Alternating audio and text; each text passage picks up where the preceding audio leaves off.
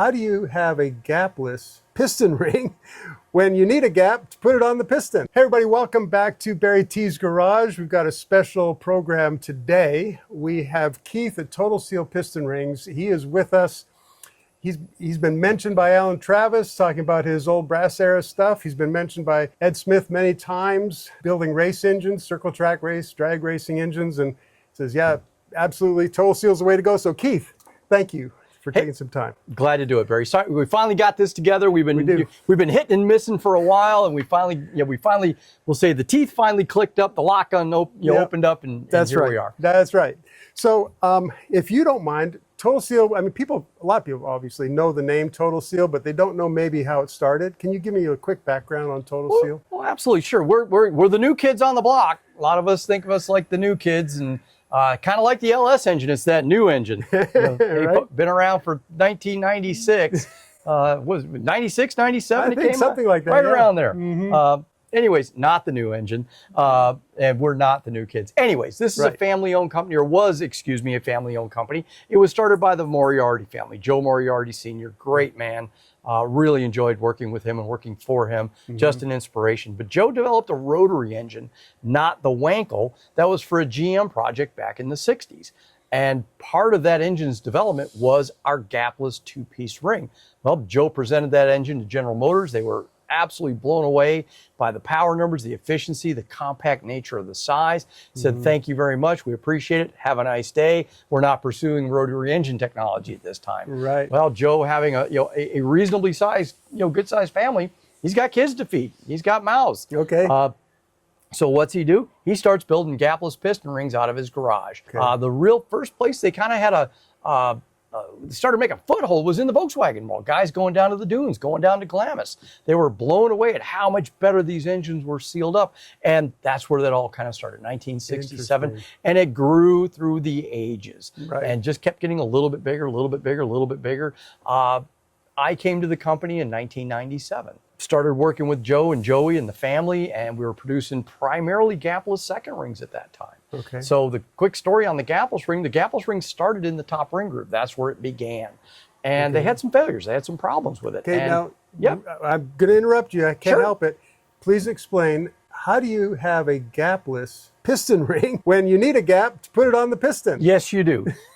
Well, the gapless ring is a two-piece ring. It's kind of I'm not sure if I've got one over here, but I might have something kind of similar to it. Okay. Alrighty then. We happen to have one. Make a mess here and drop all this stuff. There's a gapless ring right there, as you can see, and you can have this and show your viewers. It's got a little step cut in it. I see that. Okay. Yes. So that goes in with the step facing down, and there will be a thin steel ring inserted underneath it, kind of like an oil ring rail. Okay. Gaps are offset 180 degrees apart. It blocks the end gap off. So two rings into the same groove, doesn't require any special machining, any special tools, goes right onto whatever groove size your piston is. That's what we'll make it for. Okay. And simply assemble it, offset the gaps, and it just eliminates blow-by, it eliminates leakage. For the people that are diesel people, oh my gosh, what an improvement this is. All the compression in a diesel engine. All the compression, but importantly is the fuel. Okay. These engines run a lot of fuel through them, and that fuel will work its way down the cylinder, wash by, get into the pan, dilute the oil out. Gapless ring in your diesel, 5,000 miles later, the oil still looks like oil. Oh, really? It's not soot black. It's not the color of your hat because we kept all that fuel out. So the gapless ring, it's a simple, elegant design, but it is exceedingly good at eliminating blow-by and eliminating fuel dilution. And that started with this ring in the top ring groove. Well, the problem is Joe had problems with the ring breaking. Don't know how much research was done at the time. I wasn't here back then. Right. It was elected to move that gapless ring to the second ring groove in the 1980s, and it stayed there. Okay. I came to work for the company in 1997. We started looking at the gapless ring. Matt Hartford, who's our CEO and president, came to work for the company in 1998. Matt and I started brainstorming. It's like, man, we need to, I really like that gapless top ring idea. The gapless seconds do a phenomenal job, have for decades, but man, I really need to get that gapless top ring in there and figure out what it takes. So we started running these engines, dynoing these engines, and as the engines start to make heat, we notice the engine's starting to tighten up. It's not making the RPM that it should have done. Blow-by starting to go up. we get the engine apart, and what we noticed was looking at the end gaps inside the ring, we can see witness marks. I can see a shiny mark on this side, shiny mark on that side. I'm touching the rings, I'm butting the ring ends, and it's like, wants more end gap. Well, we gapped it like normal. Let's open it up. Open that gap up a bit, put the engine back together, run it again. Wow, it ran longer this time, but it still had the same problem. So we now realize, light bulb moment. That gapless top ring wants more end gap. It's stopping all the heat in the crown of the piston. I need to open that up. And as a general rule of thumb, what we figured out is it wants about 10 thousandths more gap than a conventional ring partner. So let's say you're building a small block Chevy, you're putting that ring in normally at about 20. Gapless, put it in at 30. One, it's gapless. It doesn't care. It's a static number. It doesn't matter. We just got to make sure the ring ends don't butt. And we brought the gapless top ring back to life, and it's been a sensation ever since. It's outstanding. But at that same point in time, our primary goal then was to build gapless piston rings. So it's like, if we're going to grow this company, we're going to grow this market, grow this industry, we've got to produce all piston rings, regular rings, gapless rings, second rings. Take care of everybody. We got to be able to do everything. And we've got to look at the manufacturing procedures. We called some people. I called Warren Johnson. I knew him from my days prior to working here, and I talked to WJ. I said, Warren, what don't you like about the rings you're getting now? And he was buying, at that time, big manufacturer of the day. And he goes, what I would like the rings to be, and I'm like, what is that? He goes, all the same. And I go, what do you mean all the same? He goes, my son Kurt, who also ran Pro Stock, Kurt Johnson, he goes, I've got him sitting on the floor, sleeves and sleeves of rings with a micrometer. He's checking thicknesses and goes, okay, that one's that size. Oh, wow. That one's this size. Whoa, heck, I got two this size. I can put that in that pile.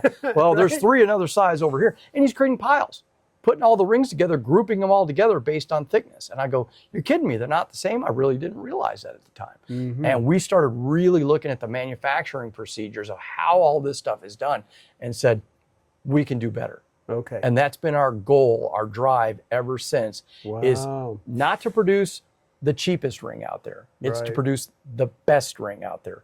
Tighter tolerances, tighter specs, better inspection, better consistency in the parts. And like we talked about earlier, we went on just a little kind of abbreviated tour of the shop, showing how we do things differently than the big mass manufacturers. And that's been our goal and our drive ever since. Who are your customers? Like, can you give me, who are I guess the volume customers, your biggest customers? Who buys from us? I'll say a little bit of everybody. Do we produce rings for a company like General Motors? Yes, we produce rings for a company like General Motors. Do I produce the everyday piston rings they put in your production pickup truck or car? No. Could I? Yes, but that's not my thing. That's not what I do. Now, you go to GM Racing, we make parts for GM Racing. You go buy an LSX, crate motor out of the catalog, more than likely got a total seal ring in it.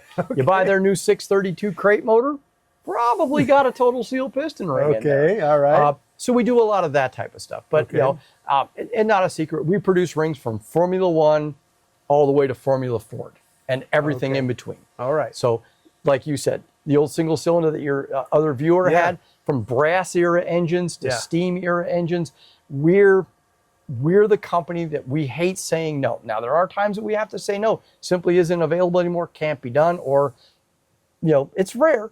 But we're going to take that time. We're going to try to figure out what it is, what you need. We do a lot of stuff, old antique, old stuff you can't find anymore. We're going to put in the time, and we're going to try to put you together a ring set to keep that engine going for you. Oh, that's fantastic. I still have a question.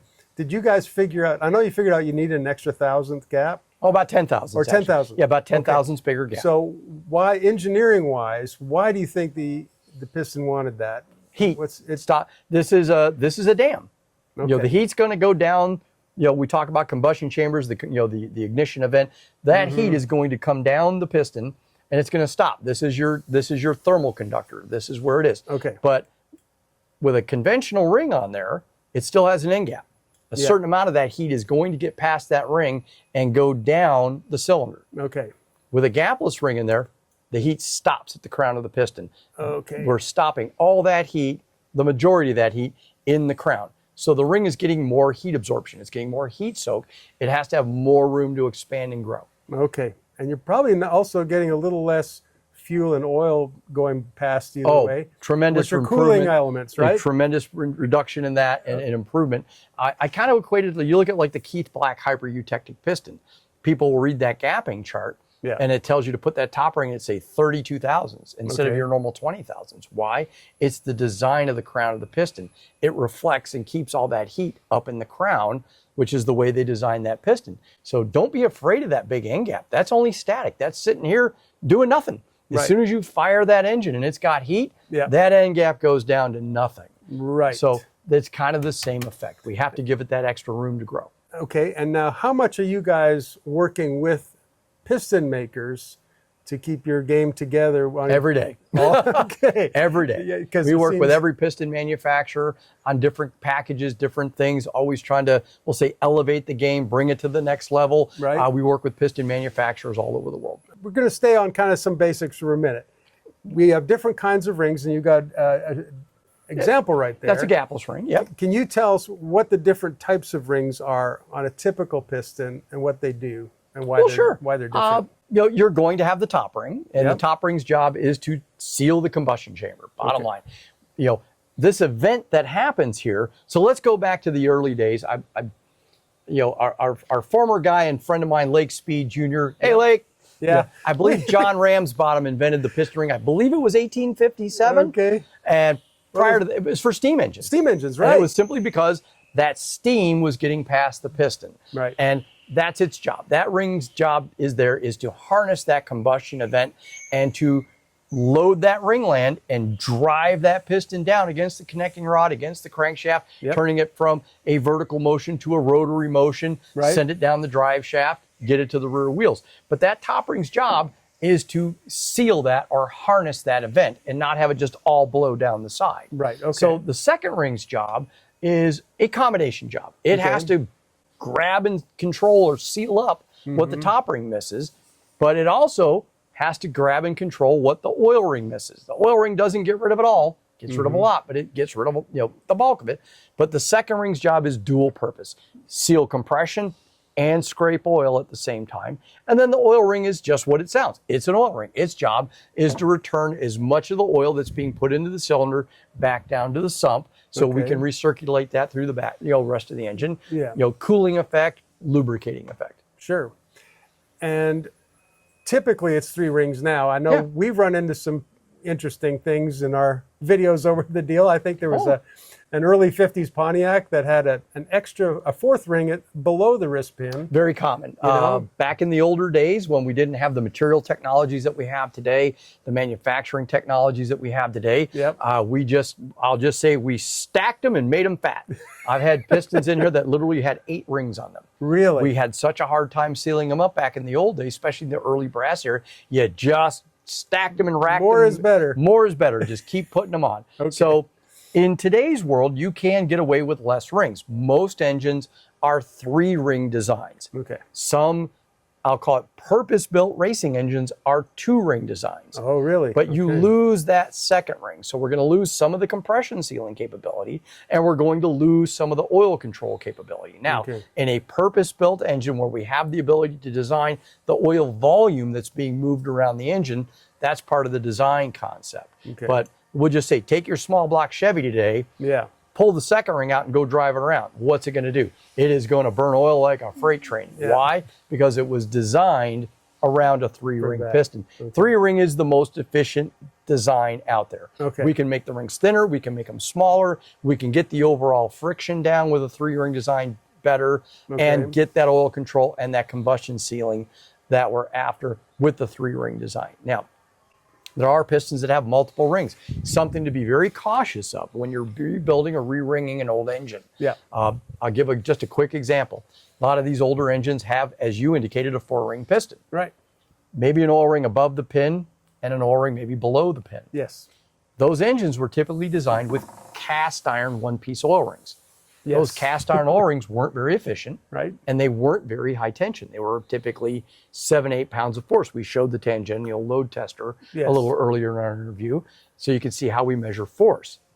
Some of the ring sets that are supplied today, I'll pick on a particular MG engine, will come with that 4-ring package. But they're coming with 3-piece oil rings. Okay. That 3-piece oil ring, instead of having that 5 or 6 pounds of tension, may have 15 pounds, might have 20 pounds. Oh, So wow. it's a much stiffer oil ring. On those engines, if you're putting a 3-piece oil ring, and I implore you, do not put the lower oil control ring on. You're going to add too much friction to the engine. You're going to add too much oil scraping capability to the engine, and you could ultimately wear it out prematurely, create extra heat, extra friction. Now, generally, you know this. You go to turn it over when you're putting it together. You got a 3-foot cheater bar on a 4-cylinder going, man, what is going on here? I got some crazy. I got some crazy friction in here. That's right. And it's because we put double 3-piece oil rings in it. Okay. So if that kit comes with a 3-piece oil ring, I implore you, leave that lower one, the one below the pin, out. Okay. Very important. All right. So now the engine builders I know that are, swearing by the total seal rings, they know what rings they want and they know what to order and how to put it together. That's what they do. Yep. But there are guys that are going to be watching this that are going to not have done very much. Maybe they've built an engine or two. I would love to hear from you. I'm sure you get so many emails and phone calls a day. I'm sure it happens. Oh, we a lot. What are some of the hot rodders or guys want to rebuild an engine themselves? They want to take it on. What kind of mistakes do they often do that you'd like to keep them away from? There was a point in time with materials and coatings and technologies like that where you could do stuff, I'd say, fairly sloppily in your garage or in your backyard, kind of the old dingle ball hones and things like that. And can we get away with that today? Yeah, we can, but you're never going to get an engine that's sealed up well. You're never going to get an engine that's going to last a long time. Right. If that type of machine work worked, OEs would do it, and they don't. The stuff that comes out is very good. So, one, don't shortcut your job. Get it to a proper machine shop. Get the cylinders mic'd. Get them properly honed. Get all your information right. Make sure you do it job right. It doesn't cost that much more to do the job right the first time. Okay. And pay attention to that. The other thing we want to know is when you're looking at rings, pistons, all of that, keeping in mind, you got to look at application. What are we doing with this engine? Is it a race engine? Is it a street engine? And use that. We don't want to put little tiny metric parts, that make no tension that would come out of a truly dedicated racing engine and put them in our street car. Right. This is a recipe for disaster. Street cars are the single toughest environment to control. A race car, I know exactly what it's got to do. Right. It's got to do this, point A, point B, go in a circle, go down a drag strip, whatever it's got to do. The things it doesn't have to do is what your street car has to do.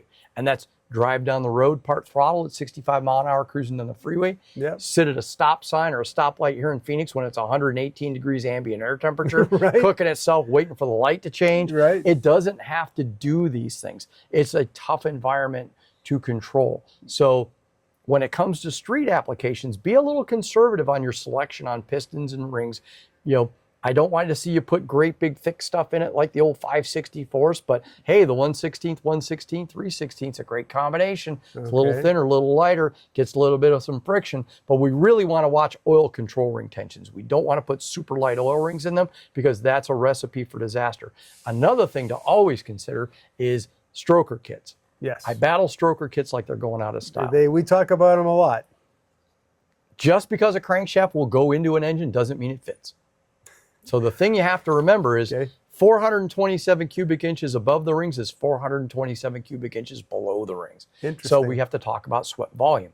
If we start increasing the cubic inch of the engine, guess what else has to go up? Cubic inch of the oil pan. We have to give all that pressure somewhere to go. Now, just because I put a 10-quart pan on it doesn't mean I fill it full of 10 quarts of oil. I eliminated the whole reason. I want more air space in that pan, not more oil. If it's a 5-quart of oil engine, we put 5 quarts of oil in it. I want 5 more quarts of air to make sure I'm not picking that oil up because I stroked the crankshaft. So just because you can doesn't mean you should. Do your research on stroker kits. The other thing you've got to keep in mind, and this piston's kind of a good example, you can see that light wear spot in that piston. Yeah, that's skirt. This piston's coming way out of the bore on the bottom, and you create a rocking problem. Okay. The piston comes out, it's unsupported by the cylinders. I now have a rock problem. Guess what that rock's doing? It's picking the rings up off the cylinder wall. I run into this all the time. Really? If you look at, say, an LS3, a stock LS3 block, the most stroke that block will support and keep that piston in the cylinder is 3 inches 900. But it's common to see a 4,125 stroke put in those engines. Why? Because they want the cubic inch. But what do they also have? Nothing but complaints about oil control. And it's not because of the rings, it's because it's too much stroke for the engine. Same thing can be said for the 427 kit for the 351s. Same thing can be said about the 347 kit for the 302. It pulls the piston so far out of the cylinder, we get into an uncontrollable rockover problem. That is not a piston ring problem, my friends. That is a piston rockover problem. But that's they're having too much stroke. They're having oil consumption problems, and they're calling you guys. What did you guys do to me? Well, my rings, it's smoking. It looks like the Valdez back here. You know, why? It's not a ring problem. It's a stroke problem. So do your research, do your diligence before you just go buy a stroker kit. There are calculations to figure out how much stroke, if we look at the length of the cylinder, how much stroke will fit in that cylinder and keep that piston inside the cylinder to keep everything happy. I'd never heard anyone talk about air in your inside your block, below the pistons. Below the piston. We have to have, you know, again, it's 427 above, it's 427 below. They're going up and down. They don't know the difference. So we're pumping air in and out. And this kind of goes to the open breathers as well. You'll have engines, you know, guys will call up and, oh, my engine's breathing. I can see all this coming in and out of the breathers. Well, is it blowby? Or is it just air movement? If you don't have a positive system on the engine evacuating the bottom end, you're seeing the air exchanging. Every time that piston goes down, that one's trying to push air out. Next one over here is going up. It's trying to suck air back in. And it's pulling it all through the drain back holes and around the push rods. So you'll see air movement. Now, if we compound that problem with a high volume oil pump and we're flooding the valve train, guess what happens? That air trying to move in and out is picking oil up with it and trying to blow it out the breathers. We don't have a blow-by problem. We have to measure that with a blow-by meter on the engine. What we have is so much air moving. We stroke the engine. We've got this many cubic inches trying to breathe through the breathers while I've got a high volume pump that's picking up oil because the valve train's flooded. So we could talk about stuff like this for a month. Okay. Well, I want to move over. I want to talk a little bit more. You showed me around. We talked briefly about the shape of a piston ring. Sure. And I think what's really cool, I mean, is this, it's so thin, it looks like it's a single line no matter what. It's hard to see a shape with my eye. I call there is a shape, right? The eye-philometer doesn't work very well. Work. Yes. We're talking, you know, tenths of a thousandths. So a typical barrel face top ring is going to be crowned, but from the center line of that ring over to the edges, you're only talking about 4/10,000ths barrel drop. A really high barrel ring might be 8/10. These are very, very difficult numbers to see with the human eye. You've got to use a comparator, or in our case, which we use comparators, or we use optical systems. You know, we use quite a bit of the Keyence products. Where we can optically inspect all that. And then we can see this stuff down to the micron. Wow. But it's hard to see this stuff with the human eye. Yeah, because 1/10,000th or 1,000th is a small measurement for most people. As a general rule of thumb, a human hair is between 3 and 4 thousandths of an inch. Just to give you a little, so just a comparison. You're seeing a big stack of those to one human hair. That's really amazing. So what are the different shapes of some of these rings? We can just most rings are barrel faced. Almost all top rings are barrel faced. There are some that are flat faced. Some of your older, like your 1900s engines, may just be a flat faced ring. They had very straight up and down pistons. This piston would be what I would call a barrel shaped piston. It's going to be big in the middle, small at the top, small at the bottom. What I like to call the keg of beer versus a can of beer. Your older pistons were very, very straight up and down. They were very tight piston to wall clearance. They didn't have a lot of rock at top and bottom. And you could get away with a relatively flat-faced ring. With the pistons that we have today, where we've got more of a cam and a barrel on the piston, we want that piston to be very slippery coming through top and bottom dead center. We need to have that barrel shape on the top. Second rings are typically a taper or scraper style oil ring. They'll control compression and they'll help to return oil back down to the pan. Okay, that's excellent. But those are your most common shapes. Right. Okay, now I want to go back to just a few questions about Total Seal again. You showed us your operation and gave me a little tour. Little mini tour. Some of it. I understand you can't show me everything, and that's okay. We get it. But I don't think the audience heard. So can you tell me how many piston rings do you guys make a day? We can do around 10,000 if we really, really pushed it. 12,000 a day, but on an average day, we do about 10,000 rings. Wow. And you ship them everywhere? Oh, we ship globally. Yeah. And what is you were telling me a little bit. Why don't you share a little bit about the rhythm of the days in a typical week? Because you have a rhythm figured out how things work. Well, it does vary quite a bit, but I'll say this. Mondays are typically what I like to call end user day. Okay. So these are all the guys, we deal with a big part of the racing community. We do some production stuff as well. Sure. We do aerospace products. We do military products. We do, gas and oil products, generators, compressors, things like that. And those are pretty much a steady flow as far as the paces go. That makes sense. But the racers, the end users like you and I, they blew it up on Sunday. They want to race it the following weekend. So Mondays, it's panic time. I blew it up. I don't have any spare parts. I need this. Man, I got to have it out today. Okay. Tuesdays are generally professional engine builder day, because the guy on the weekend that pays a guy to build his engines blew it up on the weekend, took it to him on Monday. He takes it apart on Monday. He knows by Monday night what he needs. He's on the phone Tuesday. He's panicking because he needs it out Tuesday so he can have it done on Thursday so that Barry can get it back in the car on Friday and go racing on Saturday. Okay. So we deal in a business where there's a lot of urgency for what we do. Yeah. And so there's and then Wednesdays and Thursdays are a mix of all that. And then Fridays kind of generally relax a little bit. Yeah. But then you also have all the guys on Friday that realize they don't have the rings. Forgot, and it's red label Friday for Saturday delivery. Yeah, I learned pretty quick. I'm going to have more success calling you late in the week than the first Monday or Tuesday. Later in the week is generally, if you've got tech calls and questions, I'll implore everybody, hey, we want your calls. We want to talk to you. But if it's at all possible, if you think that call is going to be more than just a quick, do you have this kind of a call? If you can, wait till the later part of the week if possible, or drop us an email. That gives us more time to just sit down and we'll say, figure out what it is you need, email you back. Sure. Mondays, Tuesdays can be a little rough sometimes. Right. Now, is that actually year round? Oh, yeah, it's all year. Yeah. That's pretty wild. Well, I've got to say, I want to thank you for taking the time. I know it's been a crazy week, as usual, for you. No, we love it. And, we love it. And if I can, I would hope to come back sometime and do some more, another interview with another time with some other questions. Oh, we'd love to do it. We'd love to do it. Okay. Absolutely not a problem. All right. Well, thanks. I'll tell you, I've got to say hi to you from Ed Smith.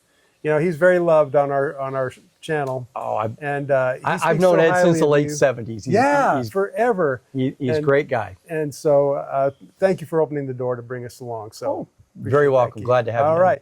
And thank you for joining us at BarryTsGarage. Thank you for all your questions. It's always fun to kind of know what you guys are looking for and what you want to understand. And this was another great program of learning, and I learned a lot. So thanks again, Keith, and we'll see you on the next one.